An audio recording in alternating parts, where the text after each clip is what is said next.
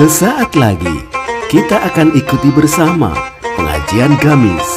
Ngaji Kamis sore di Surabaya. Mari bersama menebar Islam, rahmatan lil alamin.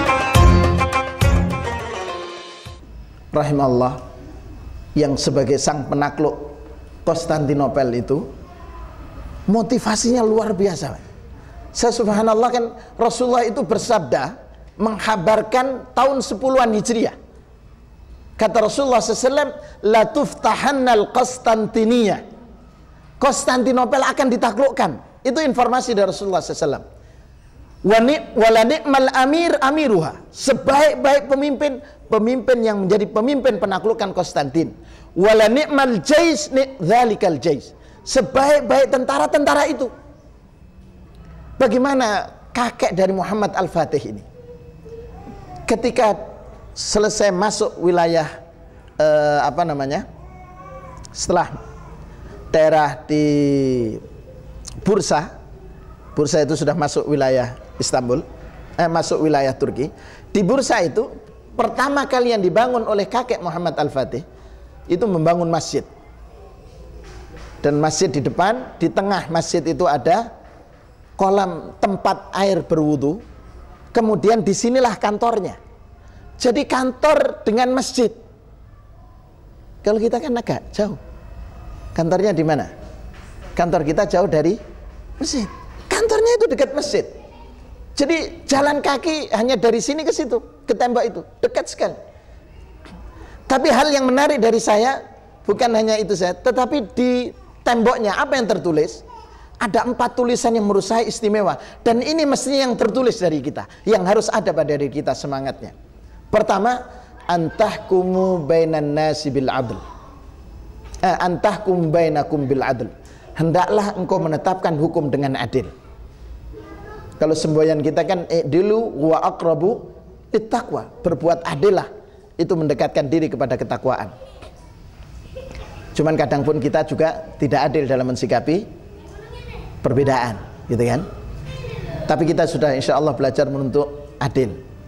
Yang kedua, di bagian yang kedua tertulis sabda Rasulullah, qala Rasulullah SAW, khairun nasi anfa'uhum linnas.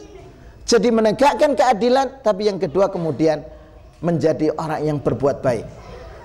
Kakek dari Muhammad Al-Fatih itu mempunyai wakaf untuk masjid, wakaf untuk diniyah. Kemudian satu lagi wakaf restoran untuk kaum du'afa yang setiap hari memasak untuk 5.000 kaum du'afa. Silahkan datang makan, silahkan sampai kenyang terus balik, besok lagi datang. Itu wakafnya. Kenapa? Khairun nasi anfa'uhum linnas. Kita sekarang berpikir begitu. Saya kapan hari Jumat kemarin setelah rapat di OJK sempat silaturahmi ke Ustadz Muhammad Saleh Drehem. Ternyata Ustadz Muhammad Saleh itu cerita, ya, karena ada assalamualaikum abah, sodakohnya abah, gitu kan. Oh ya, tunggu sebentar. Saya tanya, Ustadz ada yang datang? Iya. Setiap hari Jumat lagi minimal itu 10 orang yang datang bergantian. Ya itu kata Ustadz, permata datang ke rumah. Kok begitu Ustaz? Iya, karena membantu saya untuk mendistribusikan sedekah dan infak saya. Saya tidak perlu nyari-nyari, dia datang. Apa ini seluruh warga di sini? Enggak, hanya di rumah saja. Jadi hanya datang ke rumah beliau. Setelah dikasih, tidak lama berikutnya, tek, abah, sedekah bah, gitu. Terus gantian mulai ba'da Jumatan sampai menjelang asar. Gantian. Subhanallah. Kemudian kata beliau, coba Rasulullah menyatakan khairun nasi anfa'uhum linnas. Inilah yang barangkali hilang dari kita. Kita terkadang lebih ananiyah, egois, hanya untuk diri kita. Infak pun juga agak berat terkadang. Padahal subhanallah itu semestinya itu. Kenapa? Tempat nanti akan menjadi saksi kita, ya. Di mana kita melakukan aktivitas, di tempat itu akan jadi saksi kita. Terus bagaimana, apa yang akan disampaikan oleh bumi? antakul amila kadza wa kadza yaum kadza wa kadza fahadhi akhbaruha. Jadi bumi yang kita tempati itu akan mengatakan nanti kepada Allah, pada hari ini di tempat ini si fulan melaksanakan salat 2 rakaat. Di tempat ini pada hari ini jam sekian si fulan mengkaji surat. Jadi semakin banyak tempat, semakin banyak yang menjadi saksi kita. Karena itu Allah menyatakan, kenapa mereka yang menjadi saksi? Karena lisan kita dalam surat Yasin, al-yauma nakhtimu ala afwahihim wa tukallimuna aydihim wa tashhadu arjuluhum bima kanu yaksibun. Hadis ini diriwayatkan oleh Imam At-Tirmidzi. Kata beliau, hadza haditsun hasanun sahih gharib, karena memang hanya bersumber dari satu rawi, satu sahabat. Ayat yang ke-6 sampai 8 Allah menyatakan, yauma idzi yasturun nasu ashtatan liyurau a'malahum. Pada hari nanti, pada hari di mana bumi itu kemudian mengeluarkan mayat-mayat yang ada dalam jasadnya, dalam bumi, kemudian bangkit, semuanya menghadap Allah Subhanahu wa taala. Seluruhnya ashtatan, berkelompok, ada yang sendiri-sendiri, semuanya menghadap Allah. Untuk apa? Liyurau a'malahum, untuk ditampakkan kepada mereka amal mereka. Coba antum lihat surat Yasin ayat bukan surat Yasin, surat Al-Kahfi. Ya. Mulai ayat yang ke 47. Allah menyatakan, wa yauma nusayyirul jibala wa taral arda barizatan wa hasyarnahum falam nughadir minhum ahada wa uridu ala rabbika saffa laqad ji'tumuna kama khalaqnakum awwala marrah bal za'amtum allan naj'ala lakum maw'ida wa wudi'al kitabu fataral mujrimina mushfiqina mimma fihi wa yaqulun ya wailatana ma li hadzal kitab la yughadiru saghiratan wala kabiratan illa ahsaha wa wajadu ma amilu hadira wa la yadhlimu rabbuka ahada. Pada hari itu kata Allah, kami memperjalankan gunung-gunung, gunung berjalan. Wa taral arda barizatan, engkau melihat bumi ini datar, rata. Wa hasyarnahum, kata Allah, semuanya kami kumpulkan. Falam nughadir minhum ahad, tidak ada seorang pun yang tidak hadir, semuanya hadir. Ya, kecuali kita. Kita saja pada saat taskib dikasih daftar hadir baru hadir. Kalau tidak ada daftar hadir, tidak hadir. Tapi nanti pada hari kiamat semuanya datang. Kemudian setelah tidak ada seorang pun yang tertinggal, wa uridu ala rabbika saffa, ditampakkan, kita semua ditampakkan oleh Allah, semuanya berbaris. Kata Allah, laqad ji'tumuna kama khalaqnakum awwala marrah. Kalian saat ini datang kepadaku, kata Allah, sebagaimana pertama kali kami ciptakan, tanpa selai benang pun. Tidak ada. Karena itu Aisyah bertanya, ya Rasulullah, yang duru ba'duna ba'dha, masing-masing kita melihat yang lain. Kata Rasulullah, al-amru asyaddu min hadza. Sudah, masalah lebih berat dari itu Aisyah. Tidak ada yang kepikiran untuk melihat aurat saudaranya. Tidak ada. Semuanya sudah lupa. Tidak ada. Padahal tanpa selai benang. Seperti salah satu pantai yang ada di Australia itu, di Sydney, itu ada pantai khusus kaum nudis. Jadi masuk di situ harus lepas. Bukan hanya kainnya, benang nempel satu pun harus lepas. Saya ditunjuk, Ustaz, di situ tempatnya. Ustaz mau melihat. Lah, untuk apa saya antum ajak saya ke sini, saya gitu. Ya saya, barangkali untuk melihat. Enggak. Hilang nanti hafalan Quran itu. Iya. Ya. Kemudian bal za'amtum allan naj'ala lakum mau'idha. Kalian menyatakan bahwa ini tidak akan terjadi. Wa wudi'al kitab. Setelah itu catatan kita diletakkan oleh Allah seperti tampil dalam layar seperti ini. Ya. Fataral mujrimina mushfiqina mimma fihi wa yaqul ya wailatana ma li hadzal kitabu la yughadiru saghiratan wala kabirah. Ya Allah. Subhanallah. lembaran kitab ini tidak ada yang tertinggal sedikit pun. Sekecil apapun semuanya tercatat. Illa ahsaha, semua terhitung. Wa wajadu ma'amilu hadira. Kemudian apa yang kita lakukan semuanya muncul di layar. Tidak ada yang bisa di-delete dengan alat canggih sekalipun, tidak ada. Semuanya tampak. Tanggal sekian ngentit. Tahu ngentit ya?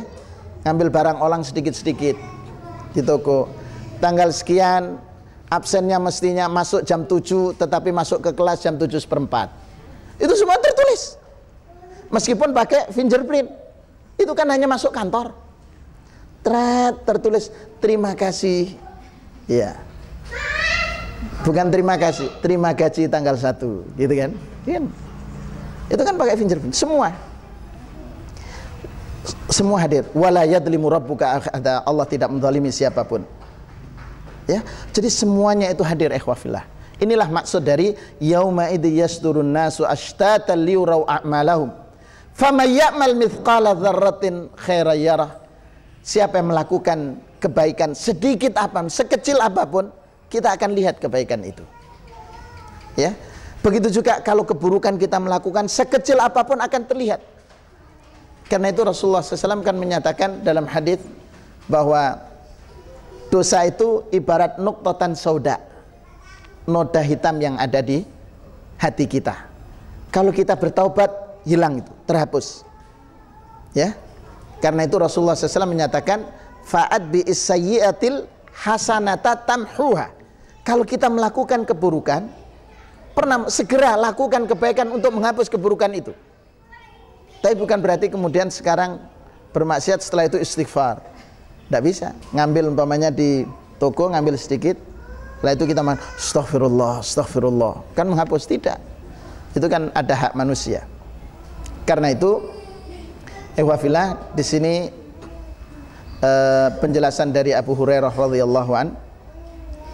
Saya kutip untuk memperkuat penjelasan dari ayat ini.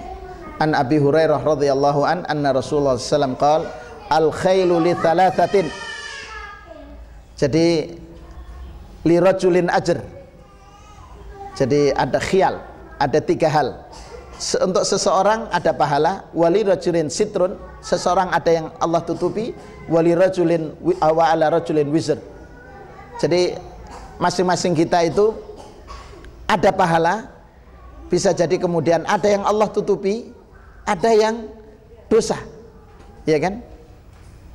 Fa ammal ladzi lahu wijrun farajulun rabata fi sabilillah fa atala tailu fi mizajin wa rawdah.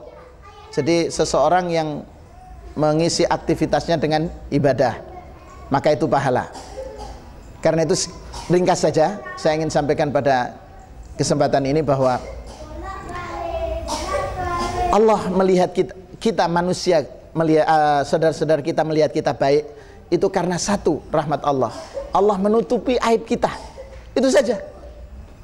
Coba kalau Allah buka aib kita, subhanallah, mungkin orang tidak akan dekat dengan kita. Karena itu jangan sampai kemudian kita merasa bahwa kita ini baik. Ya. Tapi kita harus senantiasa mensyukuri kita seperti ini itu karena ditutupi aibnya oleh Allah. Karena itu mari kita perbanyak aktivitas kebaikan. Hadis untuk menunjang penjelasan ini, Rasulullah mengatakan ittaqun nar walau bisyikit tamrah. Jauhkanlah, hindarkanlah kamu dari api, atau hindarilah api neraka meskipun harus dengan infak separuh dari kurma. Kalau tidak punya kurma, walau bi kalimatin thayyibah, ngomong baik atau lebih baik diam. Yang kedua, kita jangan meremehkan kebaikan. La tahkiranna minal ma'rufi syai'ah. Jangan pernah meremehkan kebaikan. Di hadisnya, walau antalqa akhaka wa wajhuka ilaihi mumbasid. Ya kalau tidak bisa dengan harta, bertemu dengan saudara dengan senyuman. Karena itu saya sempat ketika ke Lumajang sempat jalan-jalan di perjalanan, habis ngisi manasik itu saya jalan, coba mampir di toko. Di situ ada sejenis Indomaret atau Alfamaret, tapi saya tanya, Mbak, ini milik siapa? Apakah Indomaret atau Alfamaret atau yang lainnya. Dia mengatakan, oh ini ceria Maret Pak. Apa bedanya dengan Indomaret dan lainnya? Oh beda. Apa bedanya? Satu, kami karyawatinya berjilbab Pak. Yang kedua, setiap siapapun yang datang kami layani dengan senyuman, karena senyuman itu sedekah. Meskipun orang itu datang hanya untuk ngambil ATM, masuk ke ATM kami tak harus senyum. Minimal itu, dengan saya bersedekah lewat senyuman saya dapat pahala Pak. Wah luar biasa ini. Akhirnya saya sempat diskusi berapa omsetnya per hari, kisaran 10 sampai 15 juta per hari. Terus saya tanya, bagaimana? 2,5%-nya untuk zakat Pak. Jadi sudah langsung. Ah itu yang bagus itu.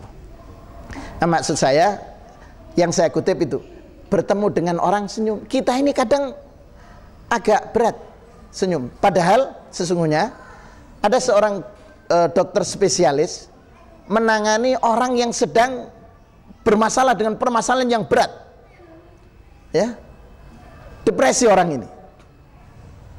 Jadi dia ketergantungan dengan obat. Satu cara yang dilakukan oleh dokter spesialis tadi, tanpa harus minum obat, tapi orang itu bisa sembuh.